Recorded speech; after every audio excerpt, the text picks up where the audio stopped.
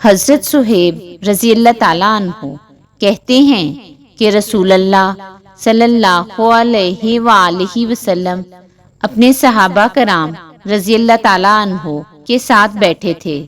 اچانک مسکرا دیے۔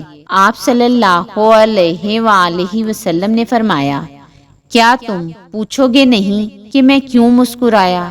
صحابہ رضی اللہ تعالیٰ عنہ نے کہا، اے اللہ کے رسول، آپ کس وجہ سے مسکرائے؟ آپ صلی اللہ علیہ وآلہ وسلم نے فرمایا، میں مومن کے معاملے سے خوش ہوا۔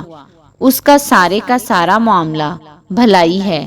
اس کی پسندیدہ چیز اسے مل جائے تو اللہ کا شکر کرتا ہے، اور یہ اس کے لیے بہتر ہے۔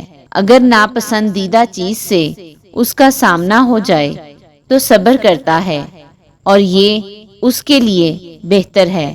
مومن کے علاوہ کوئی بھی شخص ایسا نہیں جس کا سارا معاملہ بھلائی ہو۔ حضرت انس بن مالک رضی اللہ تعالیٰ عنہ سے مروی ہے کہ رسول اللہ صلی اللہ علیہ وآلہ وسلم نے فرمایا، مومن کا معاملہ عجیب ہے۔ اللہ تعالیٰ اس کے لیے جس چیز کا فیصلہ کرتا ہے اس کے لیے وہ بہتر معاملہ ہوتا ہے۔